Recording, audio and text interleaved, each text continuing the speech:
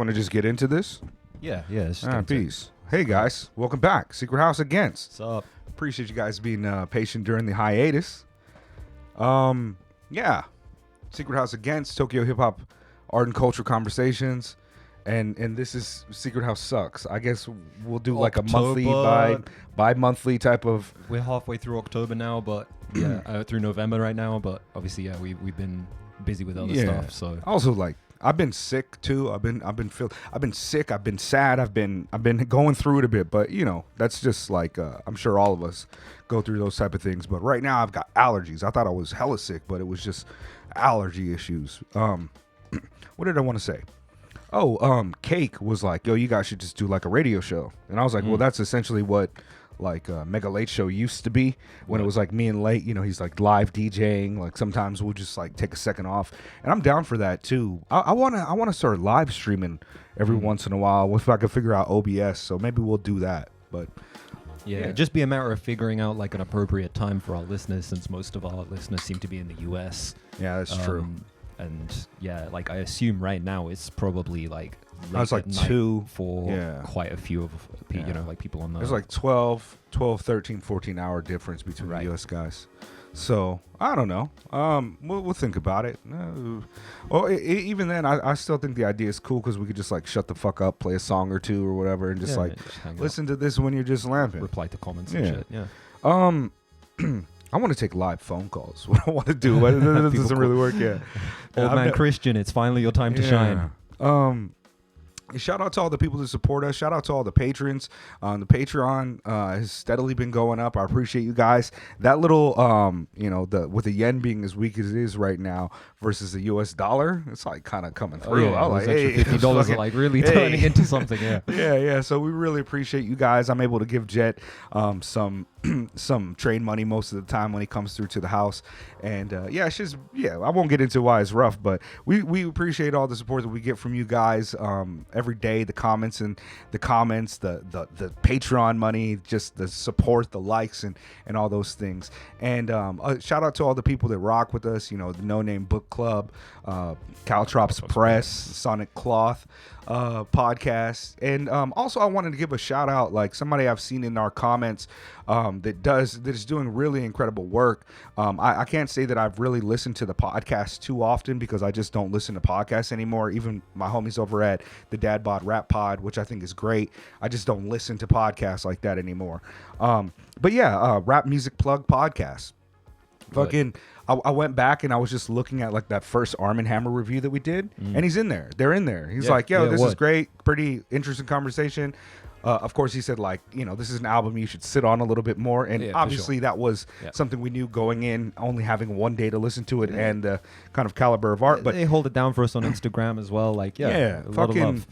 And I barely be on the Instagram too, to be honest with you. So I didn't today I hit a little bit of like on one of their joints that they did with Pink Seafood. But they are one of the places that has consistently great artists, great conversations, very insightful, very much a person that tends to the culture and kind of tries to cultivate a real sense of community and highlight the high level artistry that is often underrepresented in mainstream culture. Like, these are some of the best living artists of all time that he's getting on their podcast, and nobody fucking knows about them half the time. Like, I think the Pink Seafood conversation is talking about Live E, and I think that's probably going to be Jet's favorite album of the year, non-hip hop. Or I mean, like, I don't even know if we'll consider that a pure hip hop album or whatever in the kind of scope of what we do. Haven't thought about it yet. But I mean, it's on there. It's great. But shout out to the Rap Music Plug podcast. Phenomenal and great.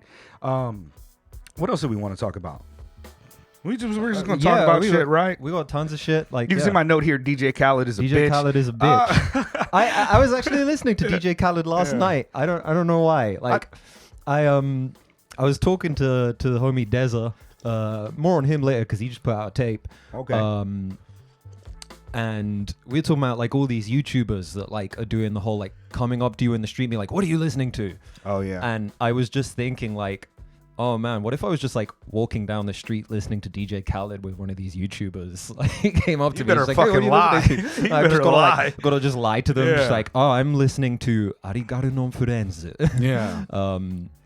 Yeah, and then as I was like, I didn't want to go straight home, so I walked from Shinjuku down to Shibuya, took the train home from there.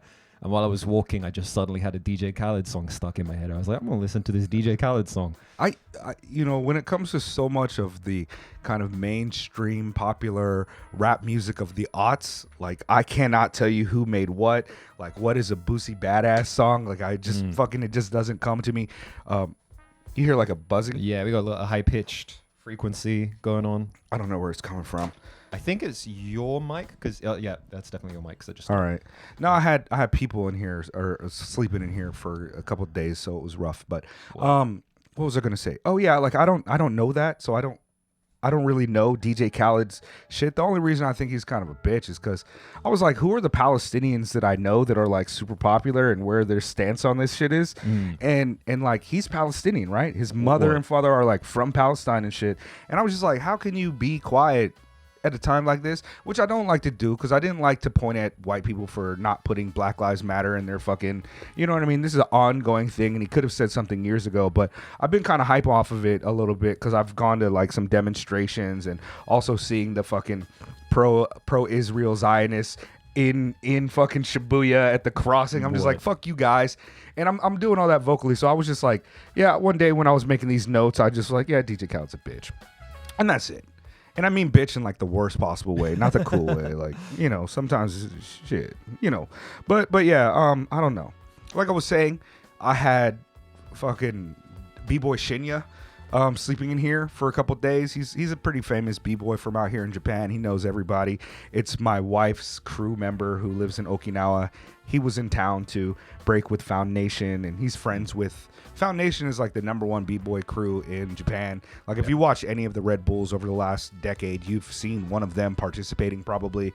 Taisuke, Issei, fucking Shige Kicks, all of these. Sugu, which is my wife's ex-boyfriend, and you know what I mean, like, yeah. And so that was dope to have him at the house, and you know, he doesn't really speak English, so I got to use some Japanese. We had that really fun cultural barrier where it's like we're both kind of okay at communicating. But yeah, that shit was really dope, and you know, he was shouting me out and trying to get me to do shit with b-boy Wing, who's out here and runs the Kanamecho studio for Found Nation, because I don't know if you remember a few years back, but I'm a cultural ambassador for Ikebukuro, right? Like for Toshimaku, which is award the ward district. I'm a cultural ambassador, and Ikebukuro is one of the larger like city epicenters here in Tokyo.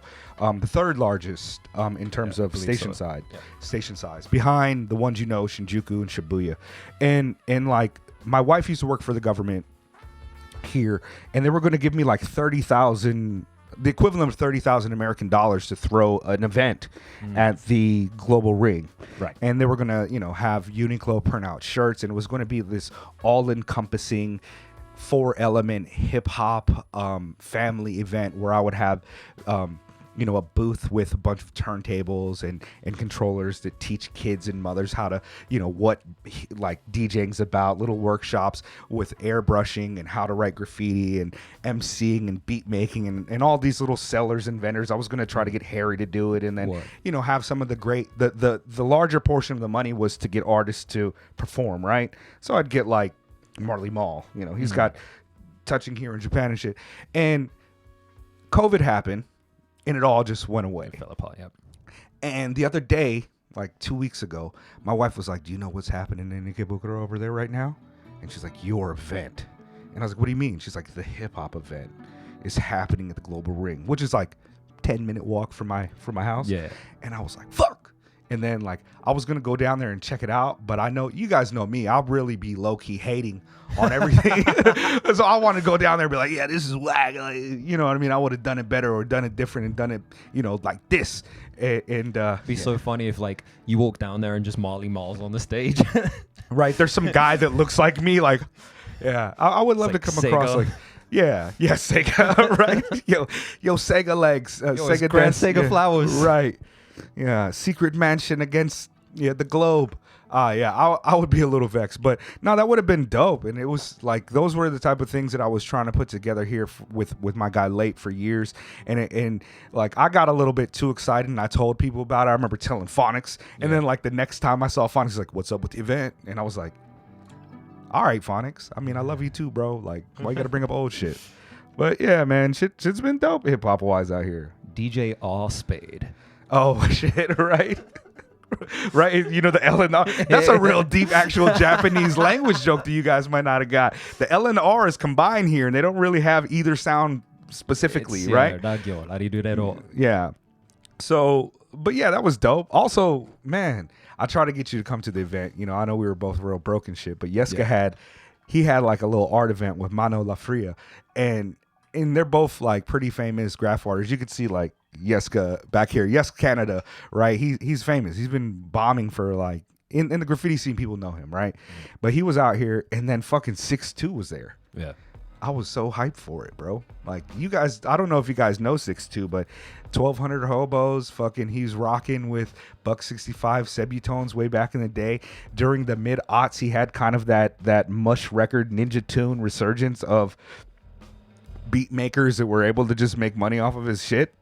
I was looking at his Spotify, and it's like none of his rap albums are on there. None of the old shit's on there. It's all like the Ninja Tune era type of stuff. Villain Accelerate with Stig of the Dump and shit.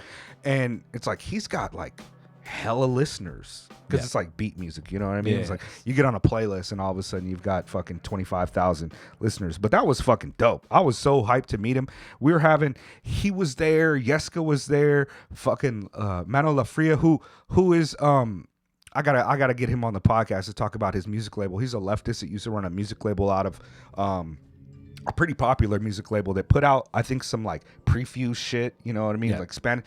Fucking Panza was there. Sano was there. Like hell of. It was dope. I was having a really good night, and that's when I hit you up and was like, "Yo, it's fucking 12:30 at night. Are you in Shinjuku?" You're like, "No, I'm at home sleeping." And I was like, "All right, fine. I'll do the fucking same."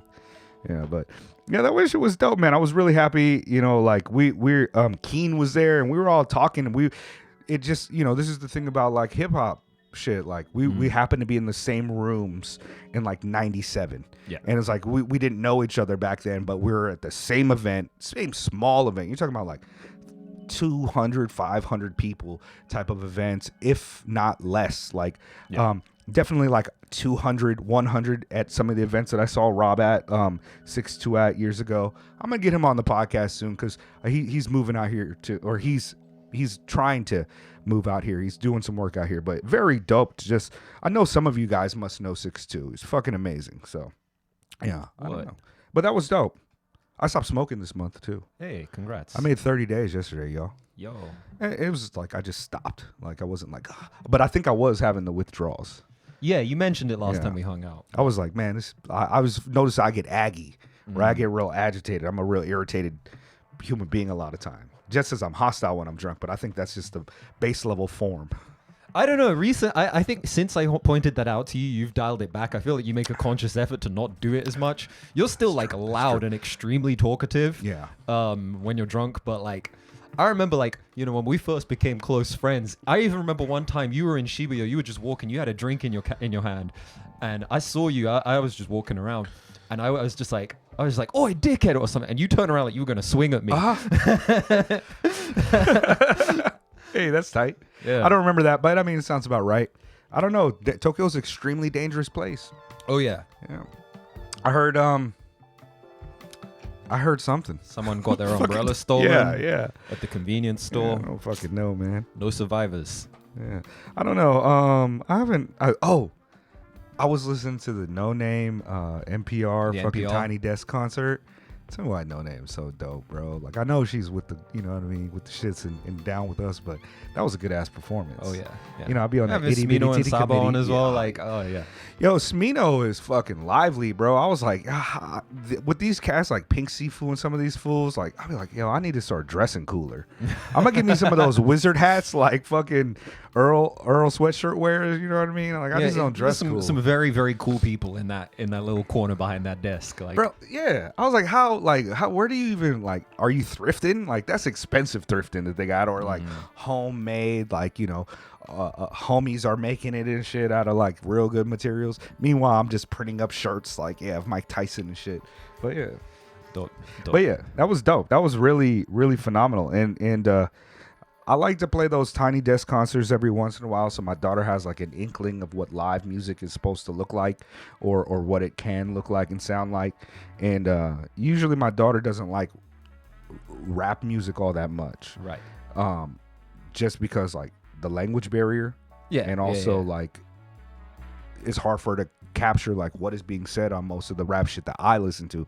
Imagine like a 8-year-old Japanese kid who's just really started speaking English very well in like the last 2 years, trying to figure out, like, trying to get some enjoyment out of like Ethiops. You know what I mean? Like, yo, yeah, it's like, no, he's talking about socialism, girl. Like, I'm gonna teach you about it later, but I mean, feel the vibes. So, but yeah, that was dope.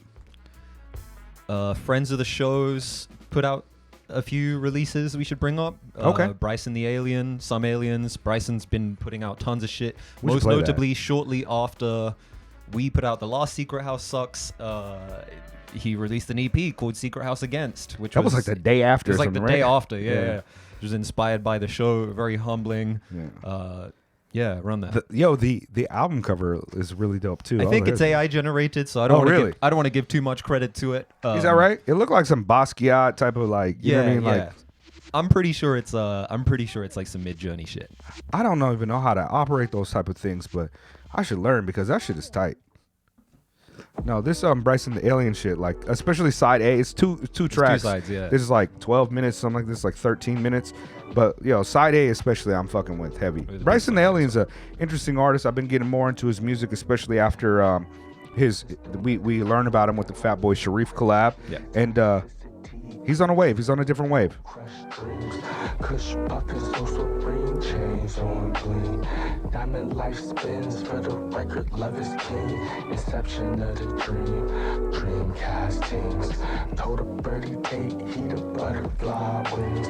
Monica my day. Given that we get our name from Buck65, who I presume also occasionally checks the show out because he follows us on Instagram and he shows us love on there, it is kind of fun that someone's named a release after our show that is named after a release of another artist. Yeah, that is named after a French woman of some sort. That named by some French woman that Buck65 dated back in those days. But he put out an album as well called Kuma. Oh yeah, I haven't listened to it yet. Also feature, it's got the Sharif joint on it. Right. It's got a Tasmanian from the same crew, and Just Alpha, and it's about half an hour long. Came out about a month ago now. It's fucking dope. I prefer to like we also have another artist, Decuma, that sent us some work too, and it's like I don't really want to do like album reviews about those more than I do want to kind of like do like a share about them. And it's always just hard balancing how we can get into the studio, but we appreciate these artists, and I think that's why I want to continue doing these kind of longer form, just us talking episodes of like this style, Secret House Sucks, because it gives the opportunity to kind of like listen to that shit. Like another person, but yeah, most definitely check out all this work. Check out, hit the like on it, support independent underground, dope music and shit. But also another cat that I noticed be clocked into the comments sometime is Nakama. Period. Nakama is fucking on the King dope. Vision Ultra. Like Nakama's verses on that. Like Nakama and Dream Crusher were both artists I wasn't familiar with. Yeah, crazy dope. Like, super dope. He just released this album called Kindling _ and it's like it's dope. But I was listening to him hella last month. Like he had a few songs that were just earworms to me, and I just couldn't stop listening to him. But he's very much on a level of just like really making interesting, dope, thoughtful, well-crafted, meticulous like rap musics, hip hop musics, I should say. Like yeah. rapid, expanding random access memory, unpacking aspects. Ratio is widescreen, make a movie. Styles too, multiple styles. Like no two tracks really sound all similar to each other, in my opinion. Like I was listening to this shit like crazy, and this is more of your straightforward like. You could play this after like a at like. You play like Legacy Lounge. You could play some Dilla shit or some Soulquarians type shit and play this. Early Mac Miller like. Only take a chance for my case. Get the dividends without. I had that shit stuck in my head for. I must have played this like maybe 50 times over like a couple days. You know how I do, Jet. Like I'll put a song on repeat. Obsessively listen to the same song over and over and over again. Until it just kind of like everything blurs and blends together. That it's like, I don't know what the song's talking about, but I've listened to it 50 times. What? Yeah.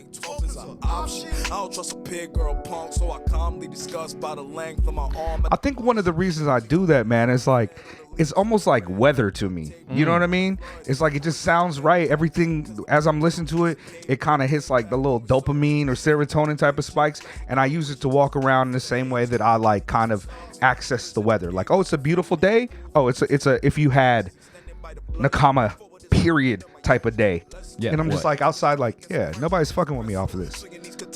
Maybe I need to listen to happier music, bro. Like underground hip hop is kind of depressing. I feel that because aside from listening to DJ Khvled last night, when I was walking home, it started raining and I was listening to Blackie, all caps with spaces, because he just threw his whole discography up onto his Discog, like onto streaming, like every single song he's released, and like especially his most recent album, cassette tape music, like. There's a track on there where he just screams "Free the Black Consciousness" 32 times over white noise, and that's the track. And I was definitely just like on the train, just like "Free the Black Consciousness." Like it felt a certain type of way. Maybe if I was listening to some more like upbeat, happy music, I wouldn't be wearing a black hoodie with a turtleneck underneath it. I don't know. You know what I mean? Like it's wild because like. You know, I got homies of all varieties and shit, and a lot of them like to send me shorts. You know what I mean? YouTube shorts, TikTok shorts and shit. Yeah. And sometimes I'll be like, all right, let's see what this is about. Let's see if it's funny. Let's see if it's, you know, I mean, what it is. And sometimes it'll be some shit, and it'll be like Drake playing in the background. I'll be like, wow, that's pretty good. That's fine with me. What? Like, am I going to go listen to it? No, but I can see how, like, if I listen to that, maybe I would hate women more, but I would feel happy. Because that's what Drake's vibe is on. My man really needed to like chill out. But that's the whole YouTube Shorts vibe at the moment. Yeah. I can't fucking open my YouTube or my Instagram without getting some weird like thing about like how many men a woman has had sex with, and just like 8 million people in the comments being very upset about it. Like I've been getting a lot of this Japanese stuff as well, where it's just like some guy in Shibuya like asking a girl like, how many men have you had sex with? And she's like, 50. And it's like, how old are you? And she's like, oh, I'm 18. And it's just like, this is outrage bait. Yeah. And there's a million people. I was fucking dying, man. The top comment on one of these videos was a guy who was like, I had to screenshot it. I sent it to Kingston because I was fucking dying. Shout out Kingston. Shouts out to Kingston. Tokyo represent. Tokyo represent. He one of them Blasians. He was like, is there any good traditional girls? This is not my Japan culture, right? And this was just some Indian dude who'd like probably never been to Japan in his life. I was like, what do you mean my Japan culture? My anime waifu. We've lived in this country for like 20 years between us, and it is sure as fuck isn't our culture. Yeah, man. I swear I heard a statistic that was so outrageous that I decided to pocket it and keep it just as an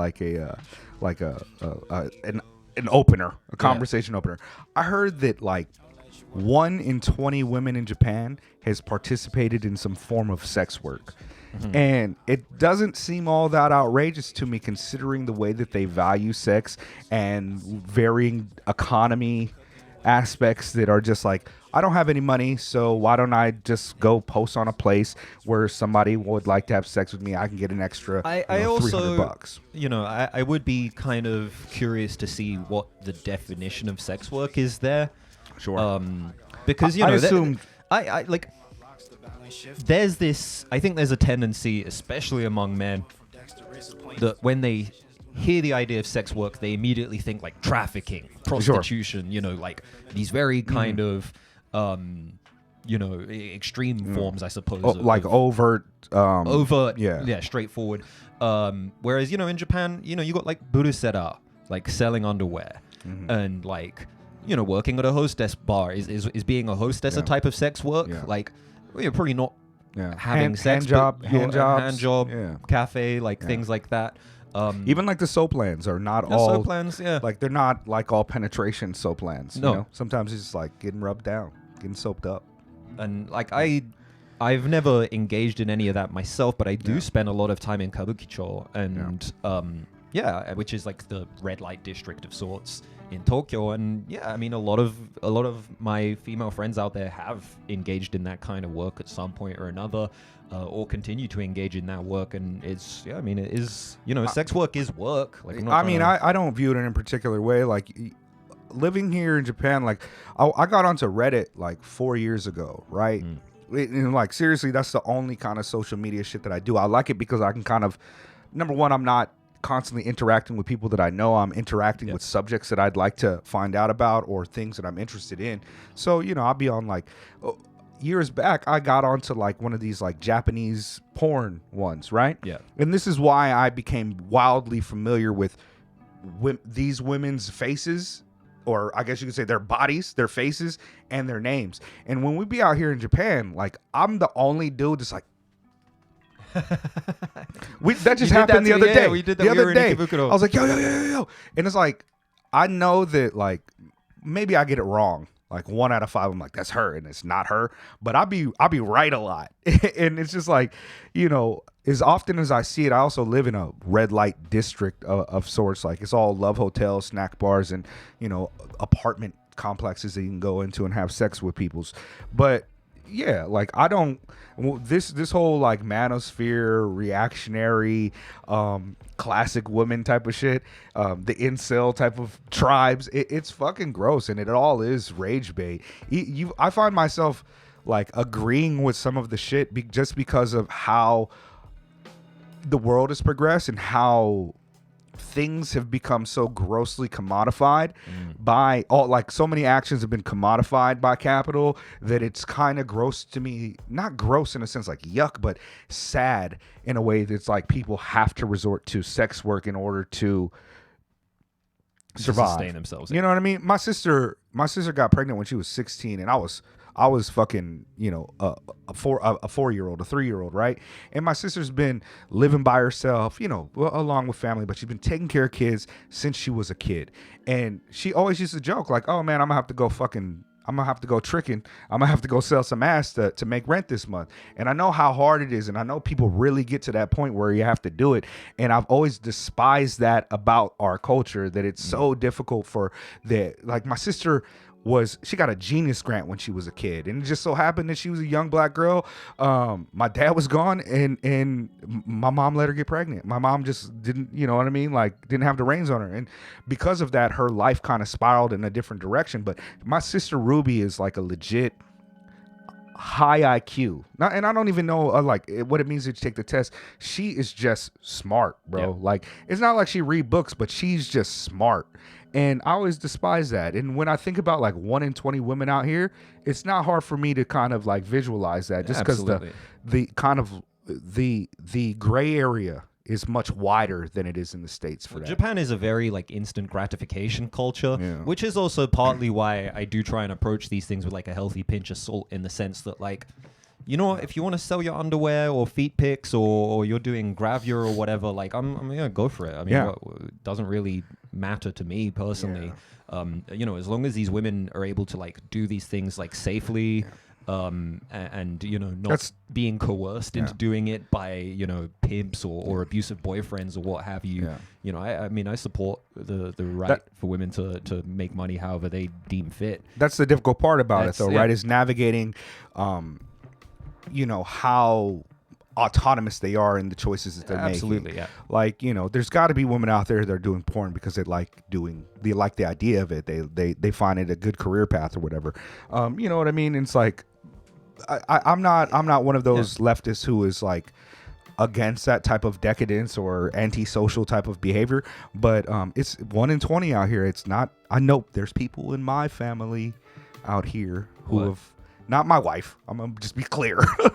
Oh, maybe she did. I don't know, but not my wife. But yeah, people related to my wife and people friendly with my wife who have participated in it, and I don't look at them any differently. But 1 in 20 doesn't sound absurd to me. No, and not at all. Even in the United States, with the kind of like explosion of like OnlyFans and more online content and cam shows or whatever, I wouldn't be surprised if those statistics start going up all over the place. I honestly, I feel like that number's a little low. 1 in 20. Yeah. I feel like it was different. I mean, again, it depends. Maybe it was on your 1 in definition 5. I don't know. Depends on your definition of sex work, but Yeah. which would be 20%, which would also Yeah. make sense. I just like every. But Japanese just imagine girl that I'm like a close friend Yeah. with has at some point done a shift at a hostess club, Word. and that's just like a thing that people will do. I think one of the things is weird to think about is like when you live in a place where there's not a lot of people, like you live in a town and your street has 10 houses on it or whatever. We literally live like we walk outside, and if we stand in front of the station for an hour, we see 100,000 people. Oh, yeah. You know what I mean? Yeah, yeah. And so to think that you're looking at like 100,000 different people passing through or whatever, out of every group of 20 women, it's like, oh. Yeah. That's where it gets kind of wild to me to kind of frame it. It's like trying to think of infinity, like exactly how do you quantify this in your brain for a population as large as Tokyo, in that type of thing happening. But at the same time, it's like, like 1 in 20 is probably like some type of pedophile personality type, or you know what I mean? Like, yeah, I don't know. it's a lot. Yeah. A friend of the show, Deza, put out a tape a few weeks ago. Yo, play something. I'm gonna go pee. I'm gonna use the all right, bathroom. yeah, We can I do also that, right? kind of need to pee, but Yeah. Well, Play some music. Let me run Take some a little shit. break. So We'll Deza, be right back. Deza, Yeah, let him do it. You might recognize Deza from the Nephew Hesh Z Culture review. He was on the Scare in the Hose DLC review and the Video Dave Controller 7 review. And yeah, he put out a tape earlier this year, Bon Homie Trip, featuring a bunch of different features.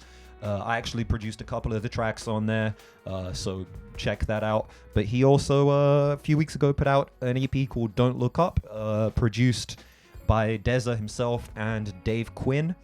I'm not familiar with Dave Quinn or his work. I don't believe he's out here in Tokyo, but unlike Deza's other work, which is very heavily sample driven, this tape is mostly like MIDI and like live instrumentation, original composition.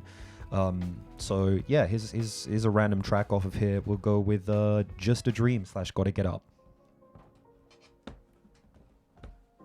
And yeah, I'm gonna hit the bathroom too.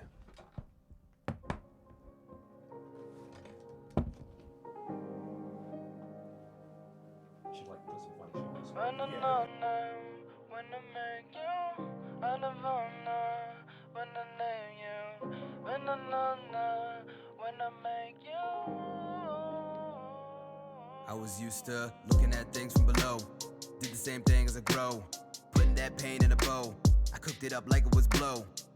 You never gonna know what it takes to reach clouds just to float. And I quote, not trying to read history somebody else done wrote. Yo, I've been on the fence for a minute. Up in the trench, they gon' spin it. I swear these kids so gifted. Go the wrong way, life changed in an instant. Just some infants, trying to act hard. I see these gangsters and for sure they still stuck in their ways. Saying that we in the maze, chasing cheese, chasing plays. Ain't no fucking rat race when that life's your catchphrase. Dog, fuck a punchline, you get smoked like ashtrays. They consume the lifestyle when they see a black face. So commodity or comedy, or maybe it's a prophecy that's self-fulfilling. That's why I'm a villain, man, it's so appealing. That's why they search for it, that's why you hurt for it. You can deep it, but it always comes to surface quick. Dreams and reality. I'm in a constant battle to stay in stasis. The way I perceive things in my subconscious, I feel impervious to any resistance. I want to sleep, but I wake at the same time, every single day. The same feeling that pushes me to drift in my mind is also driving me to rise and embrace my hardships. Before it's gone.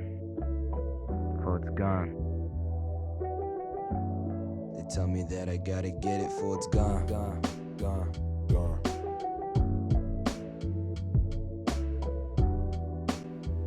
Yo, this is pretty fire, actually. This is good Deza. I'm gone, I'm gone. Yeah. If I had The rate that he's improved, I don't know. Dez is one of those people who is very good at setting his mind to something and like focusing on it very intently, which I think is something we're both very bad at. Word. You know, I've always told myself like, this is gonna be the day where I sit my ass down and really focus on my Japanese study. Yeah. Because I'm already kind of a natural linguist. I grew up bilingual. I picked up Spanish in like a year, and then forgot it because I never had to use it. Shouts out to Ro Morikawa currently singing. Okay. That's Shout probably out. him, right? That sounds like Ro. Philly Negroes represent. Congratulations to him too. His matrimony's coming up. Oh, you know yeah. what I mean? I really got to talk to his lady face for the first time during Deza's birthday party in Shinjuku the other day, and she is lovely. She's a Great. funny, She's she's a dope. funny, She's really smart funny. person. She's very smart. I yeah. like her a lot. But yeah, one of the things since that conversation about sex work was coming up, I wanted to recommend a book that I had read a few years back when it first dropped, 2018. It's called Why Women Have Better Sex Under Socialism by a person named Kristen Gotze. She is a leftist of some political tendency, and it's just a really interesting book that talks about the kind of unpaid labor that women go through, the kind of sexualization of images in Western magazines and television that is largely a product of capitalism, commodifying women, just a bunch of stuff. I'm looking at kind of the synopsis now, but she's an advocate for universal basic income that she thinks would balance inequality resulting in the unpaid labor that women undertake. Talks about sex work and all these things, but like the amount of labor that women are actually doing when they're staying home, and the man is the breadwinner and things like that. So it's a really good book that kind of ties in a little bit to the conversation Jed and I were just having about sex work and things of that just nature. Generally very relevant in this country. Obviously, you know, Abe, rest in peace, like economic policy, you know, was very heavily involved around getting women in the workplace and getting women working, but also at the same time, like spitting out babies at a high rate because, you know, Japan's got a very low fertility rate and an aging population. And there was no attempt to reconcile those two things. It was just like, women should work and also be full-time mothers. Yeah. Koike's on that same shit too, governor of Tokyo. What? I told you I met her, yeah? I don't think so. So living in Ikebukuro is one of Japan's only like safe cities and diverse. I forget what they call it. There's a bunch of like technical terms that they and criteria that they use to like rate these places. But there's an increased emphasis on like making this a safe city for children, the elderly, people with developmental issues of all varieties and shit like that. But anyways, like the reason I moved to Ikebukuro from 3 stations away is because in Bunkyoku, Komagome, there was no places for my daughter to go to daycare. So my wife would have had to stay home on like maternity leave even longer instead of going back to work and shit. And then so we moved here because there was no waiting list. In Komagome, it was like in our like neighborhood or whatever part of the city we were in. Of all the places, there was a waiting list of 87 people, and like only like 6 got into the daycares, right? So these are like, you know what I mean? Like 81 people just like stay home with your kid. So we moved to Ikebukuro because no waiting list. So when we moved here, the daycare that they opened up by the station was opened up by Koike. She had like a photo op there and shit like that. And so the first day that it opened is my daughter's first day at daycare, and she's in there, and I'm the only motherfucker in there with like more melanin than everybody else and shit. And you know, Governor Koike's in there, and like her photo people are like trying to get me close to her for like photo ops and shit like that. And this bitch, excuse me, this person, she asked me where I was from with like the most like condescending tone and shit, and looking me up and down, like checking me to see where I was at, because I'm also ethnically ambiguous. I could be Guamanian, Hawaiian, fucking Iraqi, or a bunch of shit, right? So she looks me up and down. I'm like, yeah, I'm from America. I'm from California. And she's like, oh, that's better. And I was like, huh. All right, bitch. But yeah, I met her. I got pictures with her. Yeah, it's is this the type of thing that we're not supposed to talk about in Japan? Do we get in trouble? We don't get in trouble for this, right? I don't know. Don't worry about it. I'm not talking about Governor Koike. I'm talking about the sex worker. yeah, Emiko Koike. Google that. Anyways, what else are we on to this month? We've got some nice comments and shit, right? Yeah. Hold on, let me just double check. We got questions too. People got questions. I do Okay, want to what? shout out another artist, Decuma. Yeah, Remember we had yeah. Decuma has a really interesting album, and they sent the lyrics because I was gonna do a solo recording, a solo conversation about the album because it is long as fuck, bro. Yeah. It is like an epic. I want to say, how many minutes is this shit? 1 hour and 31 minutes. So it's like a fucking full epic. And it's like a whole story. It's like a whole thing. And it's hard to understand. It's hard to hear. But they sent us the lyrics too. It was kind of them. But the album's actually really interesting. It's a really interesting piece of art. Damn, I don't have my notes on this phone. But I made notes about the album. I was going to do a solo. But yeah, it's really good. It's called Feeding the World Serpent. And I imagine this is probably like some like God of War. Because the world serpent is like Norse mythology. Yeah. That's, but yeah, the album is really good. It's interesting. Nidhogg? Is that the world serpent? Yggdrasil? Jorma. Jomund. Yeah. You know, you get like when I was a kid, like it's one of those things you don't know how to pronounce something because you never heard it. So as a kid, I was reading Thor comic books, and you know, his hammer is called Mjolnir, right? I used to call it Mjolnir. Mjolnir, yeah. And we used to have that problem, like it'd be like, is it Magneto or Magneto? I was like, bro, it's Magneto. You guys don't know the struggles of being like an internetless kid. But you hear us. It's wild. It's chaotic. It's interesting. I think this is my favorite one, though.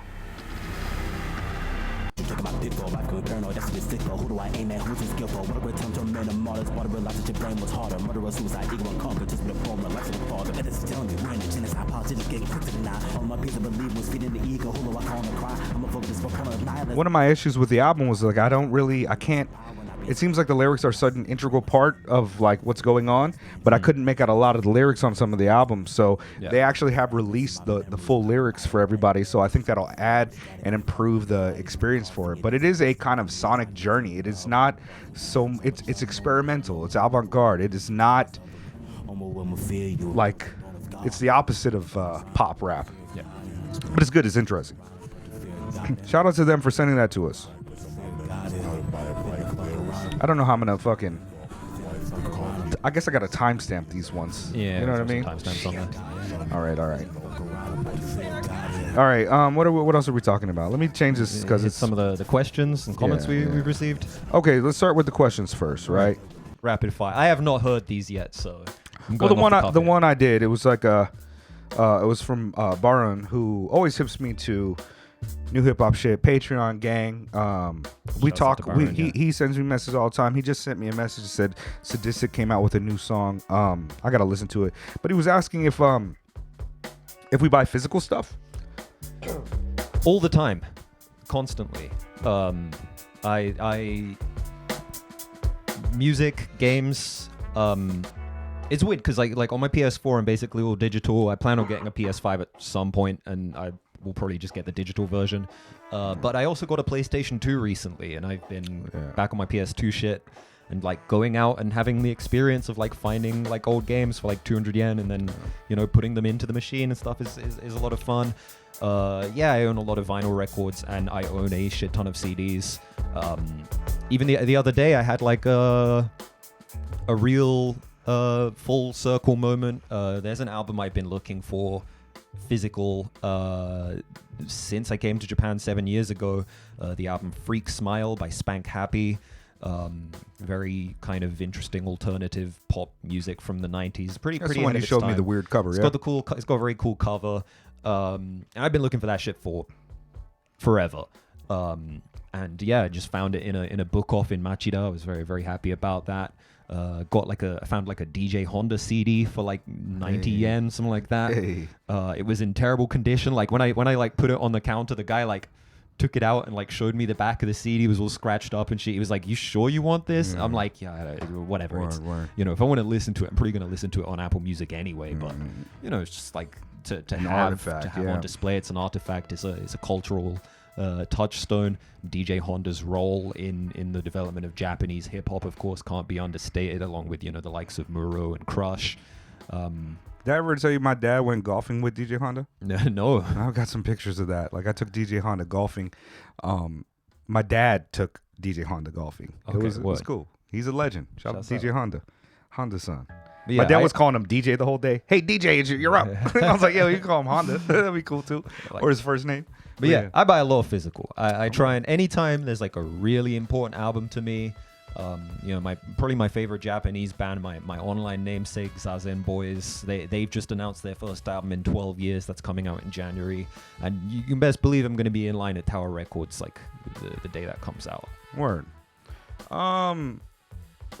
Over the last few years, I've bought less and less physical media, but for a long time, especially during like kind of the advent of things going digital, games, music, streaming services coming out, I was kind of like very fiercely against the idea of it. I was like, why wouldn't I want, you guys could take it away at any time. What if I lose this type of thing? But a few years back, I decided to get on Spotify. But my theory before that was to take the money that I would spend on Spotify and buy an album from an artist on like Bandcamp or physical album, and then steal the rest of it. And at least instead of giving fractions of a penny to people that I'm listening to on Spotify, I give one artist an amount and the rest just get the theft. But if you've been in my house, like you haven't, but I got a few books. I've got several books that I buy physical copies of. I've got I don't know, maybe 100, maybe not 100. How many records do you think on those three? I've got a bunch of vinyl. Is there two more down there? Yeah, those are full at the bottom. Like this full? One. Yeah, that's probably like 100, right? So like when my homies make albums, I buy physical copies if it's possible. I like to do that, but it's increasingly difficult for me to purchase physical stuff. Like I feel like my house is too full of things in the first place. Like I don't even have a place for my shoes anymore because I have so many fucking shoes. And I feel the same way about like books. Like I just don't have anywhere to put books anymore. So I steal all of my books and I buy the digital versions of them for the people that I want to support. I guess what it gets down to is not so much the physical aspect of it as it is like the money that I can get back to the creator. Yes. Like we got NONAME's album for the price of On the House, but I gotta put some money towards it. I gotta buy some, you know what I mean? Like, if and when that physical release drops, I'll be there. I definitely plan to call. Yeah, it's like the reason I got the poster is like, well, I got to put down some money for the artist, and that's kind of why like I always try to do those type of things. But mostly when I buy physicals, it's from an artist that comes here. I purchase something, and I give them the money that way. Like purchasing at shows. Buy a T-shirt or something. Obviously, like that. Physical is superior in every form. If there's an EMP blast, there goes all your MP3s. But I'll be able to be fair, if there's an EMP blast, so goes your CD player too. But yeah, but I'll be able to read a book in the bathtub. True. Yeah, and then I can get like a needle and put my ear real close to a record as I spin it on my finger and just kind of hear it crackling off. Very quietly crackling. Yeah, you never know. Like EMP blast, man, could be a thing. Another question, the only other question I think. Your 5 favorite albums. I decided to go hip hop because we're a little hip hop thing, but of any genre, I don't know.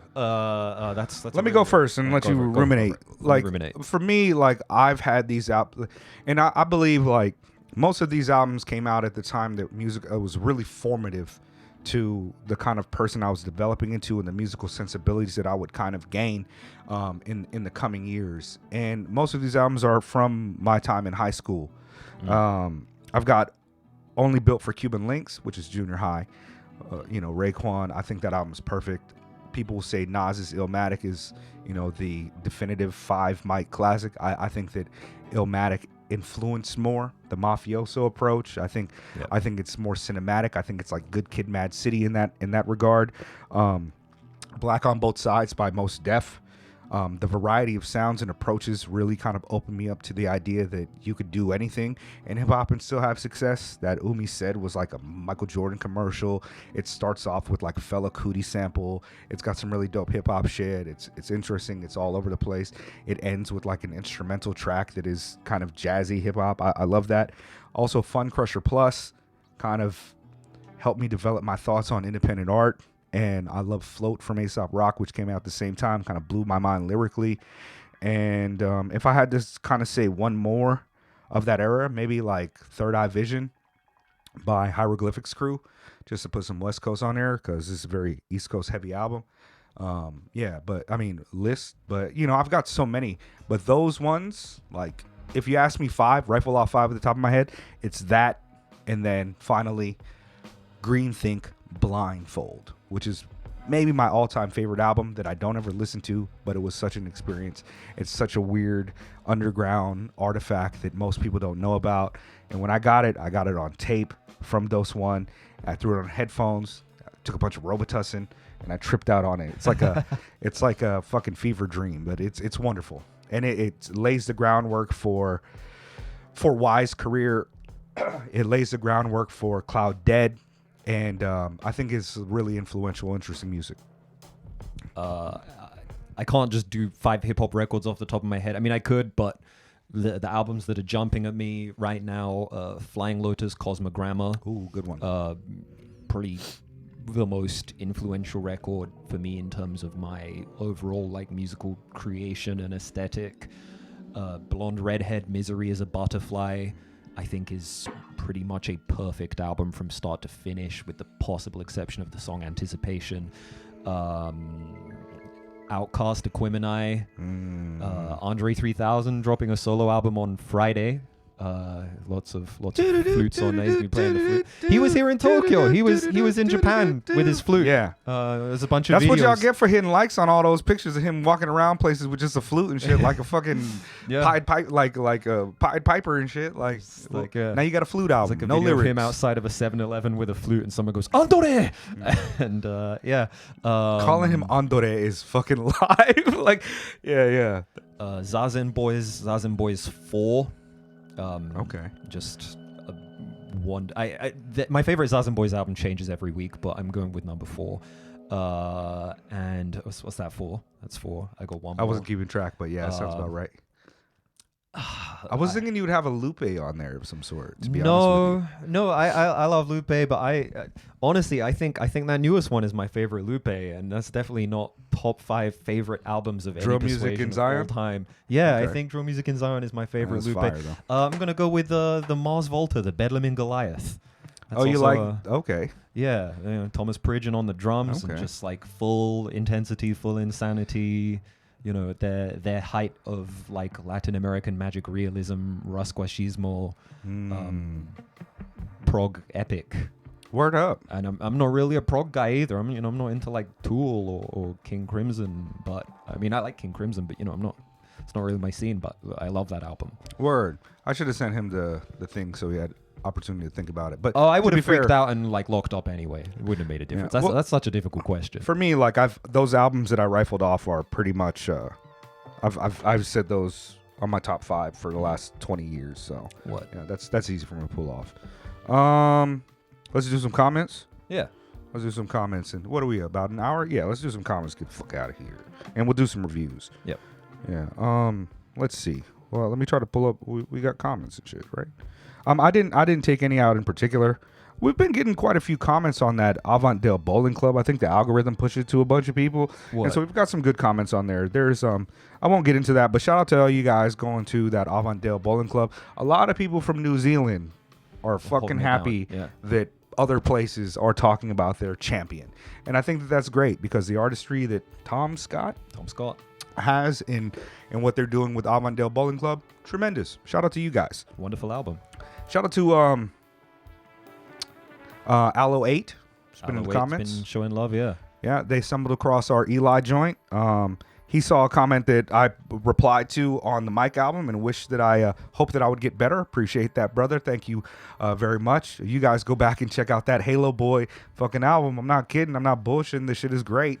For sure. Check that shit out. Halo Boy. Yeah, fucking got some love for plenty much love on the Mike review, which I expected because he's one of those artists that his online fan base, man, they come out. We got hella comments. Shout out to Mitchie Wolf that said this is a really good review.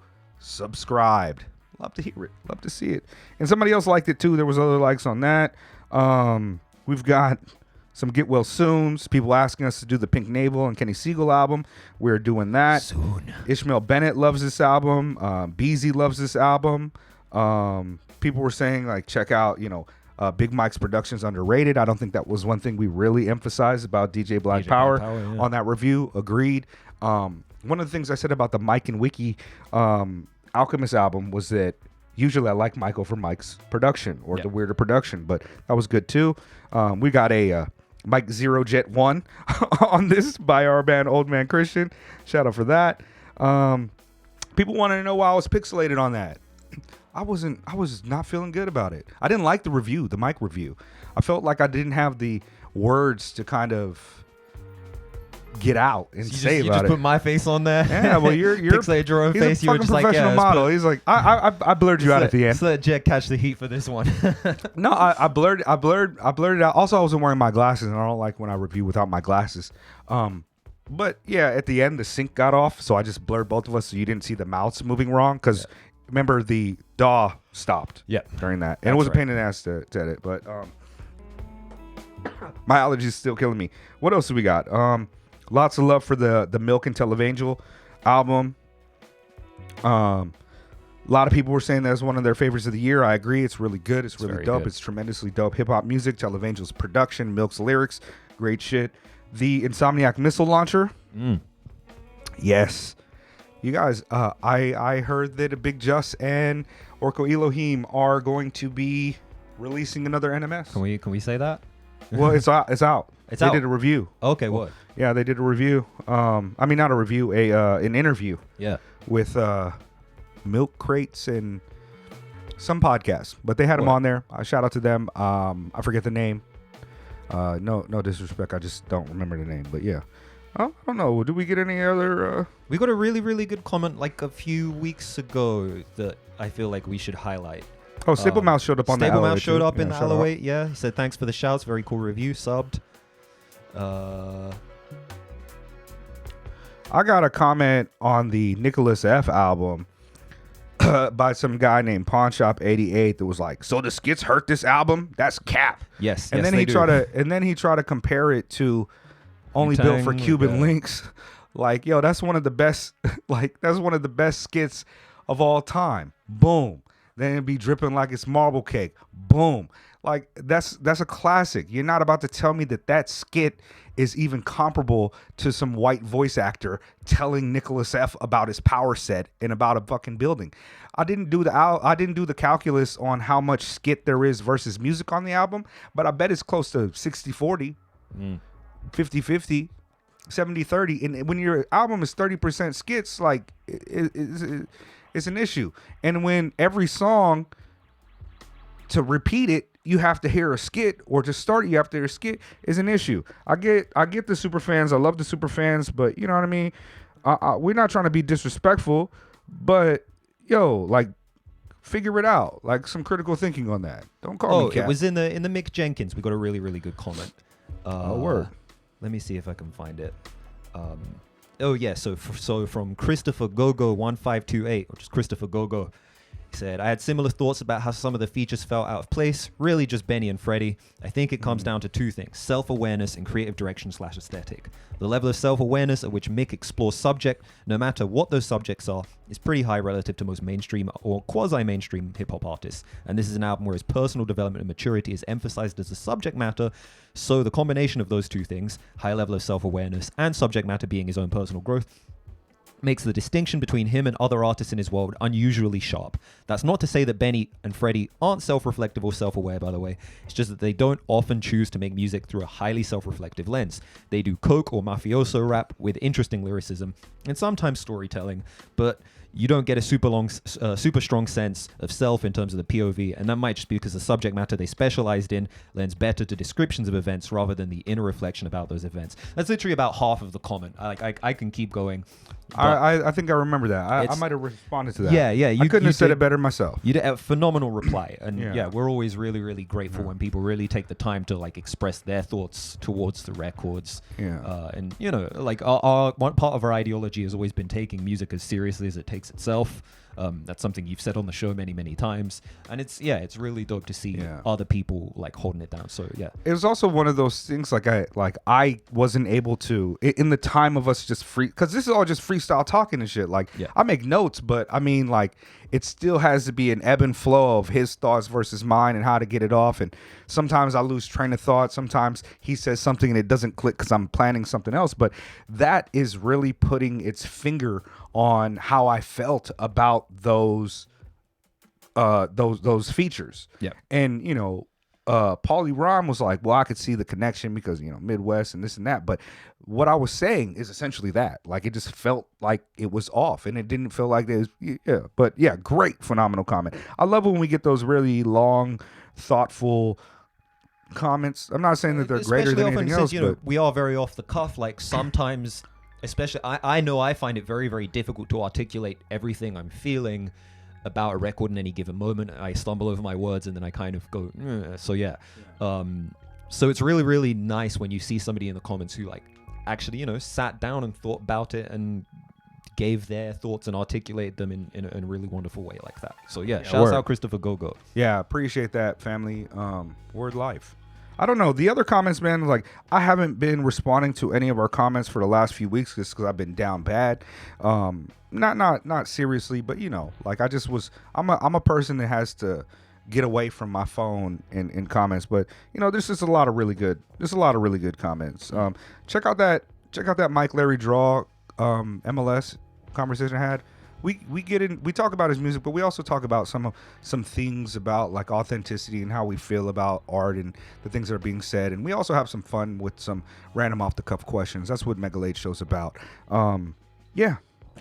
Upcoming reviews, we got Pink Navel, Aesop Rock. I'd like to do the Henri Osborne. Oh, the Alpha. Yeah, we can do A7 the PHA. We can talk about that one. Well, we'll do the Alpha, and then this week, fucking the Blockhead's coming out. The Danny Brown is coming out. The Henri Osborne came out like 2 weeks ago, and I would like to do that one too. I really wish Spade was here for that one, but yeah, we've got things planned. We're going to try to get back into the regular schedule of things. It's just been really weird over the last month and a half, whatever like this. So yeah, thank you guys for rocking with us. Do we have anything else to say, Jet? Fuck the alt-right. I haven't said that in a while. Oh, that's true. It's been like a year since I said that shit. Yeah, I don't have anything else to say. Francis Ngannou, the GOAT. The GOAT. The fucking Shouts GOAT. out to Tom Aspinall, though. Oh, yeah. Salford, UK, represent. Yeah. I went to university there. I thought he was going to win it, to be honest with you. People were writing him off. I was like, man, he's fucking too slick. He was my... Yeah, and Jones don't got nothing on this kid. You see how fast that fool is? Oh, my God. I was like, yeah. Anyways, Israel's an apartheid state. Israel Adesanya is an apartheid state. Yeah. What else do I got? No, Shouts out to Palestine Adesanya. right. Yeah, man. Don't be colonized by your phone. I like most of you guys. I love all the rest of you too. Secret House against? Secret House. Secret House sucks. Except when it doesn't. I don't know. I think we're okay. I only want, like, I got a sneaking suspicion that sometimes the people that do album reviews be listening to our album review, waiting for our album review to come out before they talk about an album, just to see, so they don't have to do the legwork on a lot of things. You know what I mean? You know who came out after us? Was that Mike? Somebody big. And he had a lot of things to say that we said. I'm also just highly, I'll be feeling like we so dope and we're doper than we actually might be. But yeah. The real hip hop. The NONAME and the Live albums are really, really good. Somebody didn't like them. No, I mean like what you like what you don't like. Yeah. I'm not your dad. You don't know that. Except for you, Adrian.